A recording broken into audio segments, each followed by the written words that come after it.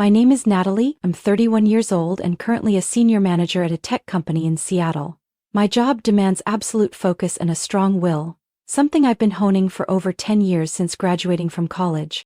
I wasn't born into a wealthy family, but I grew up believing that if I wanted respect, I'd have to work twice as hard as everyone else. I spent sleepless nights studying in a tiny rental room just to win a full scholarship. I had to choose between buying textbooks or dinner. But in the end, all that effort earned me a solid position at an age when many are still trying to figure things out. At work, I'm the one my boss trusts with high-stakes projects. My colleagues respect my decisiveness and resilience.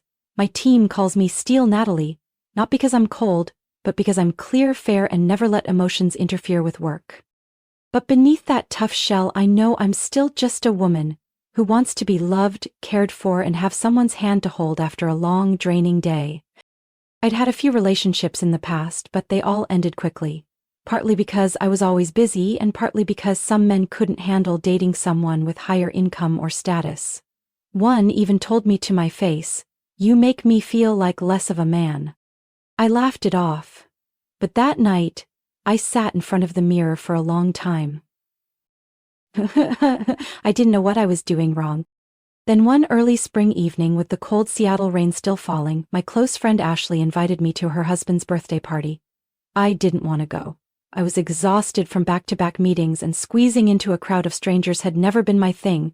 But Ashley begged, "Please, just an hour. You're my bridesmaid, don't say no like that." I reluctantly agreed. And that's where I met Ethan. He wasn't the kind of man who swept people off their feet at first sight. He didn't stand out, didn't talk much, and didn't try to impress. But his smile, gentle and genuine, put me strangely at ease. "You're Natalie, right?" he asked, approaching as I stood alone with a glass of wine, gazing into the distance. I nodded slightly. "How did you know?" "Ashley told me that if I saw a beautiful woman standing alone looking like she regrets showing up." "That's definitely you." I burst out laughing, for the first time in weeks. We talked the whole night. It felt effortless, honest, and straightforward. He worked in HR consulting, was my age, and had also been through a few failed relationships. We shared life perspectives, told each other random things, and eventually exchanged numbers. I didn't overthink it at the time, I just felt light. Then Ethan started reaching out. Morning texts, checking in after my long meetings, sending cute dog videos just because he knew I had a golden retriever when I was little. I began looking forward to his messages. And after 2 months of getting to know each other, he said he wanted something serious. I don't believe in fairy tales. But when Ethan said, "I don't care if you're more successful, make more money, or come home late from work, I just need to know if you're happy with me," my heart stirred in a very real way. I said yes. And a year later we got married. I thought happiness had finally found me. But I was wrong, so wrong. Our wedding was simple and warm, held in a small garden north of Seattle, where we had our first date under the drizzling March rain. It wasn't glamorous like the stuff of dreams, but to me, that moment was enough. Because the man standing beside me had held my hand through some of life's toughest days. Ethan's parents, Carl and Diane, surprised me at first with how open and kind they were. Diane gave me a hand-knit shawl, saying, "Just a little gift for a daughter-in-law who works in an office. It's easy to get chilly." Carl would joke around with Ethan in front of me, saying, "The boy's lucky to marry such a smart and strong woman." I laughed a lot at those family dinners. I even thought maybe I really did get lucky. After the wedding, Ethan moved into my 2-bedroom condo in the city, close to work, near a park, and just a 15-minute drive from my office. Married life felt peaceful in the beginning. We split house chores, cooked together on weekends, and every night before bed, Ethan would place a hand on my forehead and whisper, "Good night, my wife." Then one October evening, just after I returned from a client meeting in Portland, Ethan said, slowly, "There's something I want to talk to you about, my parents." I sat on the couch and slipped off my heels, my feet sore from the day. "What's going on?" "My parents' health hasn't been great. Dad has high blood pressure and Mom's getting forgetful. I'm really worried." I nodded. "Yeah, I get that. But we don't exactly live close." Ethan paused, then said something that made me freeze. I want us to move in with them or at least convert their old house into a duplex. I looked up. You mean fully move in or just live nearby? Make it a duplex. Their house is big, has a backyard and solid foundation. If we renovate, we'd have our own space and still be close enough to care for them. I already talked to a friend in construction. It'd cost around $100,000. I let out a breath, longer than I intended. It wasn't about being selfish. I understood children had responsibilities. But the thought of giving up our independent life to live right next door to my in-laws, even with a wall between us, made me uneasy. Ethan saw that. I know what you're thinking, but I promise, no one's expecting you to play the traditional daughter-in-law. My parents are easygoing. They really like you. I didn't respond right away.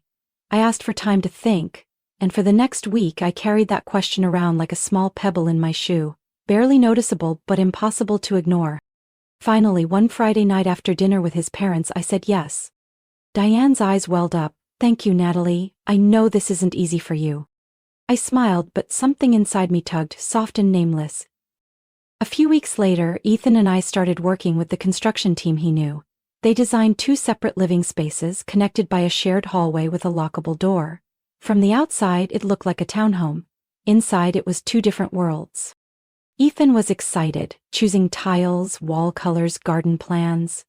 I, on the other hand, started to feel like I was stepping into a project that I wasn't fully in control of. I was included in the conversations, but big decisions like taking out loans or selecting materials seemed to come more from him and his parents. One evening, while I was reviewing the detailed budget sheet, I asked, "Babe, so how are we splitting the $100,000 0 cents cost between both sides?" Ethan looked a little caught off guard. "What do you mean?" "I just want to know the breakdown. How much are we paying and how much are your parents paying?" Ethan was silent. A long, very long pause. Then he spoke softly. "I was hoping you could front the money for now. My parents are going through a bit of financial trouble." I sat upright. "Are you saying I'm covering everything?" He held my hand. "Not everything. Just helping for now. I'll pay you back over time." I didn't say anything more, but inside me a door quietly creaked open, and behind it wasn't light. I didn't yet realize that door would lead me to a truth. One that would shatter everything I believed about the word family. One weekend evening, when the renovation plans were nearly finalized and the workers had started laying the foundation, I decided to sit down with Ethan to go over the financials more clearly. Up to that point, I had fronted nearly all the initial costs: design fees, construction deposits, and material down payments. I'm not the type to nickel and dime, but I don't like being kept in the dark either. "Ethan, can you show me the total costs and the budget breakdown? I need to keep track of everything I'm paying." He looked at me and scratched his head. "Yeah, I'll check. But Natalie, there's something I should probably tell you first." I looked up, my heart slowing like I'd just stepped into a sudden draft of cold air. "My parents, they're actually in some debt," he said slowly. "It's not massive, but it's significant." "How much?" "About $140,000. I nearly dropped the glass in my hand. "Say that again," I said, trying to stay calm. $140,000? For what?" "Dad invested in a coffee shop chain a while ago, but it didn't work out. Then he took out another loan to pay off the old one. It just kept rolling over. And I'm only finding out about this when the house is almost built?" Then avoided my gaze. "I wasn't trying to hide it. I just thought I could handle it. But now it's all piling up. If we don't do something soon, they might lose the house." I was silent. A flood of numbers and what-ifs hit me all at once. I had already spent close to $85,000 0 cents on the renovation. And now this debt. I was in too deep. "What do you want me to do?" I asked, my voice dropping. Ethan took my hand. "I know this is a big ask, but can you help my parents? You're the only one who can save them right now." "And what about you?" "Pay you back, I promise." I gave a faint smile, not because I was happy, but because in that moment I realized I wasn't just a wife. I was being treated like a financial solution. But I still loved Ethan, or I thought I did. And so, I said yes. I pulled $70,000 0 cents from my savings and transferred it to cover the bulk of his parents' debt. The rest I scheduled in monthly installments of $5 0 cents. every payment documented with receipts and transaction records. Diane called me, crying as she thanked me. Carl even emailed me a handwritten letter, calling me a blessing this family is lucky to have. I used to believe that. But over time, little things began to feel off. Ethan stopped contributing financially. The "I'll pay you back" never happened. Every time I brought it up, there was an excuse. Delayed paycheck, funds tied up in a project. When I asked to see his pay stub to rework our budget, he snapped. "You don't trust me? Why does it always come back to money, Natalie?" I didn't answer. I was tired, but I kept paying. A year later, after I made the 13th payment, Diane called, cheerful. "You're amazing. Almost done in just a year. Honestly, if it weren't for you, we'd be out on the street." I asked, "How much is left now?" "Just around 25,000, sweetie. You really are this family's savior." I hung up, frozen. 13 months, and I had spent nearly $120,000, 0 cents. No contract, no legal paperwork, just trust. Then one night I came home early from work because a meeting got canceled and froze outside the living room door. Laughter spilled from inside, Carl's voice. "Gotta hand it to Ethan. He found himself a wife who not only brings in the money, but knows her place." Deanne chimed in. "The debt's nearly paid off, house is renovated, that girl's a diamond in the rough." Then Ethan, with a hint of sarcasm. "Yeah, but once it's all done, maybe I should cut her loose. Sooner or later she's gonna start asking questions." I don't know how long I stood there clutching my purse, heart pounding so loud I couldn't hear. But I knew one thing. This wasn't a life I was building. I was the target of a plan set in motion long before I ever said I do. From that night on, I was no longer the same Natalie who laughed over dinner, who believed in warm hugs and silent forgiveness. I didn't scream. I didn't confront. Instead, I turned quiet. Like a calm surface hiding a storm building deep below. I kept paying. On time, no reminders. $5,000, 0 cents a month from my savings and paycheck to cover the debt. On top of that, renovation bills kept trickling in like a cruel chorus on repeat. Tile invoices, painter fees, new window installations for the shared living area, all of it on me. Ethan's smile never changed. Every evening he'd ask what I wanted for dinner, occasionally hug me from behind while I was cooking, rest his chin on my shoulder and whisper, "Thank you, Natalie, I know you're doing so much for this family." I'd nod, but inside I felt nothing. I began digging into Ethan's finances. One Saturday afternoon, while he was watching football with Carl, I quietly opened my laptop and searched for any record of income he had ever shared with me, which, I suddenly realized, he never had. Since the day we got married, I had never once seen a real pay stub. The last time I asked about it, he put his coffee cup down and said, irritated, "Why do you think I'm hiding something? You already know I don't make much. Are you accusing me now?" I didn't tell him that I wasn't just suspicious. I knew something was wrong, but without proof I stayed silent. I kept contributing, kept covering everything. By that point I had poured more than $110,000, 0 cents, into the house and his family, nearly all the money I had saved over the last 6 years. And yet, strangely, Ethan always had money for other things. A new pair of limited edition sneakers. The latest smartphone just weeks after release. A weekend fishing trip with brand new gear. I didn't know where he was getting the money. But it wasn't from me. One time, I gently asked, "Could you be more transparent about our finances so we can manage things together? Because right now I'm covering everything."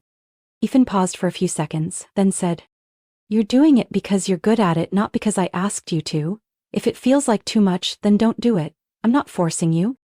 I gave a dry smile. The kind of smile only a woman who realizes she's being used can master. Not loud, not angry. Just the smile of someone who's no longer naive. I didn't ask again after that. I also stopped sharing account numbers or balances, but I started documenting. Every debt payment, every material invoice, every bank transfer, every message Ethan sent asking me to help. Just one more time. I didn't know what I'd use it all for, but I knew one day I would. My in-laws still acted like they adored me, still called me the little angel of the family, still brought me their homemade apple pie on weekends as if I wasn't the one single-handedly carrying the debt they created. They didn't know I had overheard that conversation that night. They didn't know their words from "she earns money like water" to "once the house is done it'll be easy to cut her loose" echoed in my head every time I opened my wallet. Ethan still thought I believed in him. And I let him think so.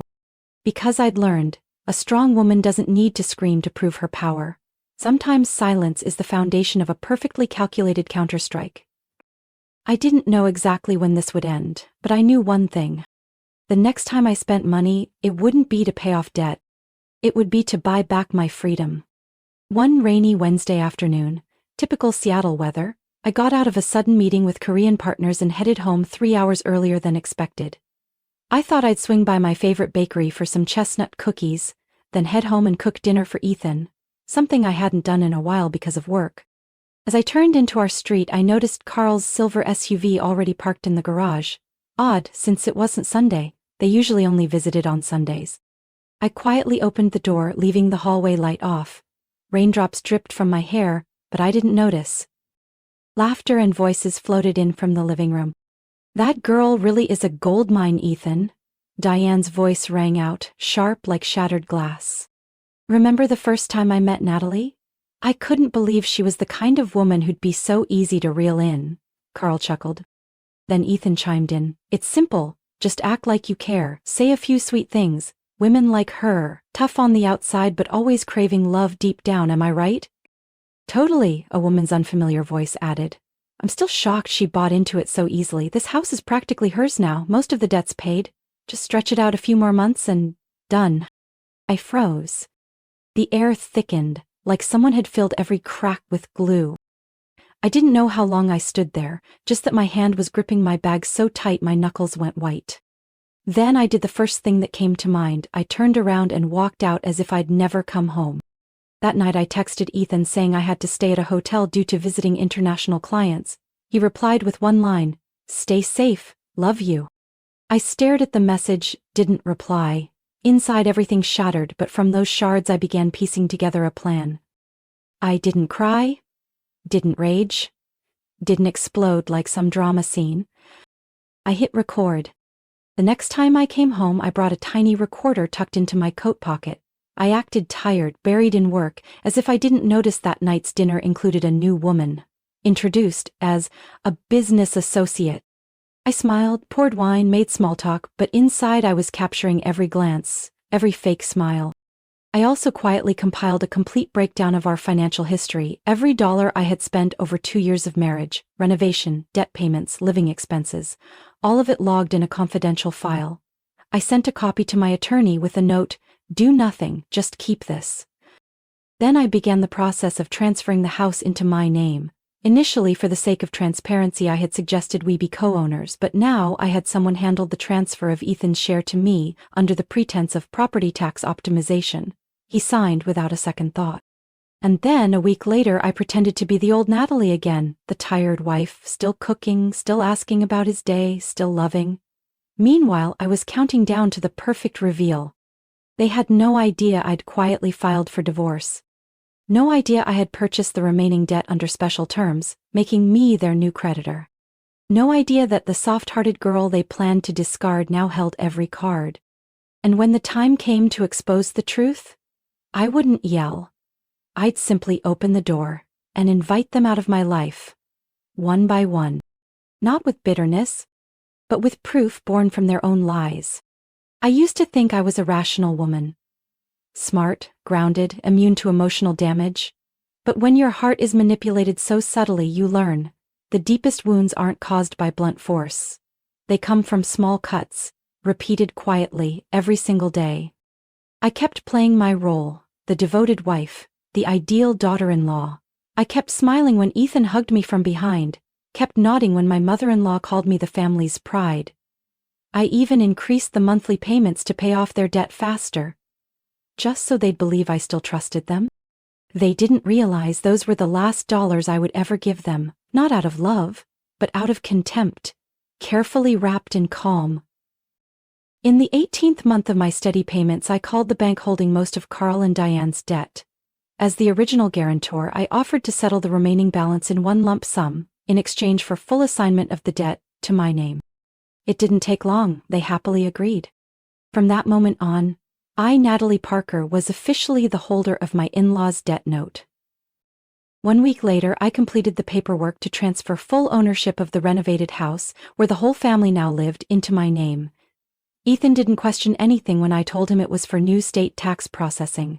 He signed the documents with a half smile and a distracted look in his eyes. I remember that moment so clearly. Only one sentence echoed in my mind. "Thank you, Ethan, you just handed me the key to end all of this." I quietly began working with my personal attorney, filing for divorce in King County, with every detail kept strictly confidential.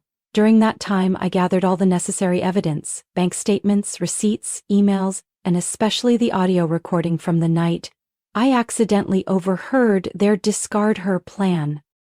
My lawyer, Claudia Weston, a sharp and composed woman in her 50s, looked at me after our first meeting and said, "If I were you, I wouldn't get angry. I'd wait, and when everything's ready, I'd press the button. Right time, right target." I responded only with a thin, emotionless smile. The night before everything was revealed, I cooked as usual. Ethan's favorite lasagna, a salad for my mother-in-law, and lemon butter cake for Carl. I even poured the wine and raised a toast to finally, almost being done with the debt. Ethan beamed, eyes shining. "I can't believe you pulled this off, Natalie, really. You're the best thing that's ever happened to me." I lightly tapped his glass, looked at him deeply. "I think so too, Ethan. Thank you for showing me your true self so early on." He didn't understand what I meant, but I did. And I didn't rush to explain. The next morning, I woke up early and left the divorce papers on the kitchen counter, along with a copy of the official debt transfer naming me as the new creditor of Carl and Diane, and a short note. "Good luck negotiating with your new lender. I have no intention of being generous." I walked out of that house and moved into a small penthouse apartment I had secretly purchased using profits from a private investment I'd been nurturing for the past 3 years. The place overlooked Elliott Bay, where the sunrise reflected on the water every morning, a reminder that peace isn't something granted, but something you take back with your own hands. That afternoon, my attorney sent formal notices to Ethan and his parents. They had 3 choices: repay the remaining debt in full within 60 days, vacate the house immediately, granting me full control, face legal action for failure to comply. I didn't stick around to see their reaction, because I already knew some relationships aren't worth saving, and letting go at the right time is far better than letting trust rot into something irreparable. And the only thing I regretted was not realizing sooner that sometimes forgiveness isn't noble, it's just weakness in a moral disguise. I thought I'd made the clean break, that I had the upper hand when I left the divorce papers and walked away from that house in silence.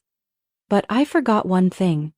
People who survive off others will always fight back in the ugliest ways when they feel threatened. Just 3 days after the divorce paperwork was submitted, Ethan texted, asking to meet and talk things out. I declined. I told him all communication should go through legal channels. He didn't reply. I thought that was the end of it. But that Saturday morning, as I was getting ready for an investment seminar downtown, I got a call from my property manager, Mr. Wallace. His voice was urgent. "Natalie, I'm sorry to bother you this early. Someone just changed the locks at the Lakeview property and claimed you no longer own it. I just got a call saying a woman has moved in with Ethan." I froze.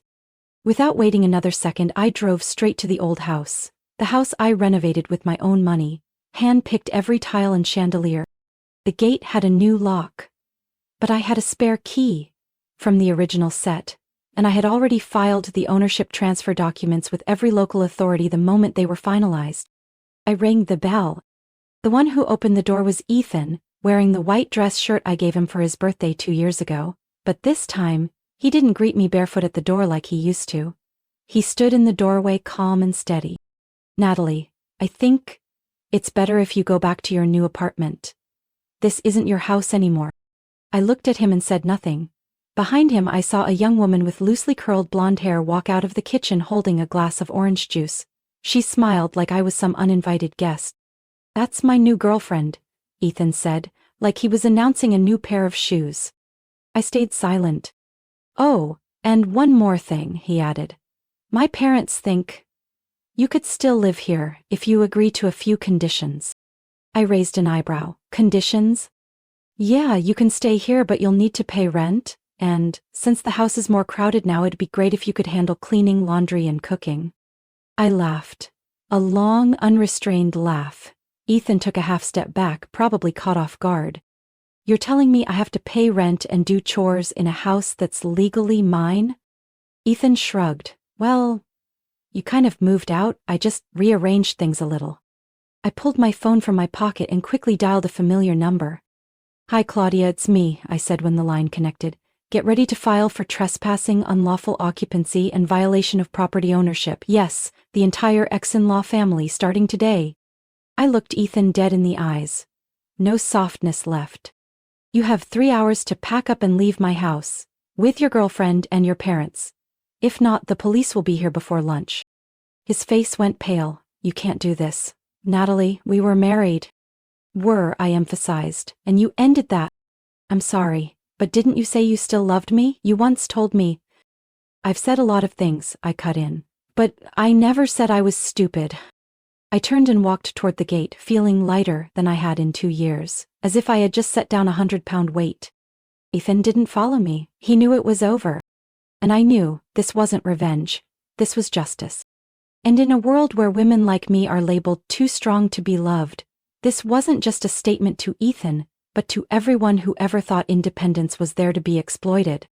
3 days after that confrontation at the old house, my lawyer personally sent a formal demand letter to Ethan and his family, clearly stating 3 points. The Lakeview property was legally under my name, fully registered with King County's property records. They were unlawfully occupying it, and if they did not vacate within 7 days, I would file a civil suit for eviction. The remaining debt, over $60,000, hadn't been paid off, only deferred due to bank negotiations. From this point forward, Carl and Diane were fully liable, as they were the original borrowers. Claudia attached all necessary documentation, bank statements, financial guarantees, the debt transfer contract, and supporting evidence. Every detail was covered. That afternoon, Ethan called me 5 times. I didn't answer. He texted. I know you're angry, but we can work this out without turning it into a war. I replied with just one line. Let your lawyer talk to mine. I also proceeded to file a civil suit against Ethan and his girlfriend, the blonde woman I saw in my kitchen that day, for adultery and breach of marital ethics. In Washington, while adultery doesn't directly affect divorce rulings, if there's financial harm and evidence, the guilty party can still be held accountable under civil law, alimony included. I had everything: recordings, photos, texts, and even a statement from a delivery worker who had seen her coming and going while I was away. Claudia filed a compensation claim for $75,000, including emotional distress, personal property damages, and legal expenses. But it didn't stop there. I also filed to recover the $60,000 I had fronted during the renovation and debt repayments, complete with transfer receipts and a handwritten IOU Ethan had begged me to sign when he first asked for help. They were cornered. What used to be a loosely held facade had now become a complete picture, one painted in betrayal and covered in fake smiles. Ethan finally showed up at the first mediation. Gone was his smug confidence. He looked exhausted, face drawn and tense. He looked at me and quietly said, I know I messed up, but Natalie, if you push this, I'll lose everything. I replied coolly. You bet everything the moment you betrayed me. Losing it wasn't my doing, it was yours. His girlfriend didn't show up for the hearing, but through her lawyer she sent a settlement offer, willing to pay part of the damages if her name remained confidential in court. I accepted, not because I forgave her, but because I knew the sharpest blow doesn't come from shouting, it comes in silence. And I wasn't done playing my endgame. As for my ex-in-laws, after receiving the demand letter, they called me in tears, pleading, painting themselves as victims. Carl choked out, Natalie, you were once our daughter-in-law. Do you really want to destroy this family? I cut him off, my voice steady. I'm not destroying anything. Your family just assumed I didn't know how to fight back. Now I'm simply taking what's rightfully mine. They fell silent. I knew with people like them, those who never admit fault, loss is the only lesson that ever sticks. But I wasn't waiting for them to change. I didn't need them to. My life had already moved to a new chapter, one where I held the wheel, and no one could grab it from me again. Ethan and everyone on his side had become nothing more than side characters in a story I had already cleared from my shelves. I never thought I'd one day sign papers to sell the house that was once my home, the place I poured so much time, money, and emotion into. But I finally understood. No matter how beautiful a house may be, it's just four walls if all it holds is lies and manipulation. The Lakeview property was reappraised after renovations, and with the real estate market booming, I received an offer just 1 month after listing. A young couple offered $200,000, 0 cents, exactly what I'd hoped for. They loved the dual-space layout, especially the kitchen I had redesigned from scratch. After deducting all the renovation and personal investment costs, I walked away with a net profit of over $40,000, 0 cents. Not a huge amount considering the time and pain it cost me, but more than enough to mark a fresh start, one free from old memories. During divorce mediation, the court approved my claim for alimony compensation. Ethan was ordered to pay $35,000, 0 cents over 12 months. The girlfriend, despite trying to downplay her role, had to pay $15, 0 cents, to avoid being publicly named in court. Carl's family, facing legal pressure, repaid the $60,000, 0 cents I had fronted, not out of goodwill, but to avoid being sued for breach of signed financial agreements. All in all, I recovered over $150,000, 0 cents, between the house sale and settlements, but the most valuable thing I gained wasn't in dollars. After the storm, I started taking investing seriously. I used to think saving was enough. Now I know. Modern women need more than just stable income. We need sharp financial minds.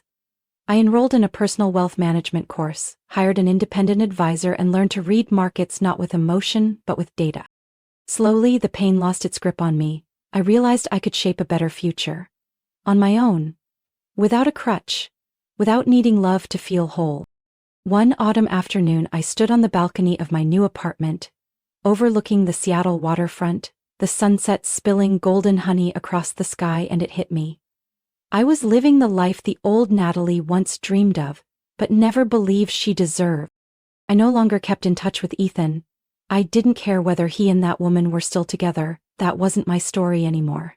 I had closed that book, not torn it up, not denied it, but left it exactly where it belonged, the past. My parents, who once didn't understand why I chose someone like Ethan, are now closer to me than ever. They never said you were right, but the look in my mother's eyes when she visited my new place said enough. My father, always the quiet type, just patted my shoulder and said, "You're stronger than I ever imagined." I smiled. I didn't need the words. I already knew I wasn't the same Natalie anymore. I am Natalie, the woman once seen as easy to use because she loved too hard. But now, I love myself more than anyone else ever could. I haven't shut the world out, but I do choose carefully who I let in. Not out of fear, but because I've learned, not everyone who gets close is there to lift you up. Some are just there to take what they can. And if you ask me whether I regret loving Ethan, I'll say no. Because without him, I wouldn't have learned where my limits are. I wouldn't have known how far I could go once I let go. And most importantly, I would never have discovered that sometimes the thing we most need to let go of is the very thing we once thought we couldn't live without. But I've lived. And I'm living better than ever. Natalie's story is powerful proof that love doesn't always return loyalty, but learning to love wisely, and especially to love yourself, is what matters most. After the pain, she not only reclaimed justice but emerged smarter, stronger, and more grounded. She refused to let heartbreak define her and instead used it to build a life she finally deserves. A reminder for all of us, letting go at the right moment is the first step to true freedom. What do you think of Natalie's journey? Did she make the right choice by standing up for her worth? Share your thoughts in the comments, and don't forget to follow the channel for more heartfelt family stories.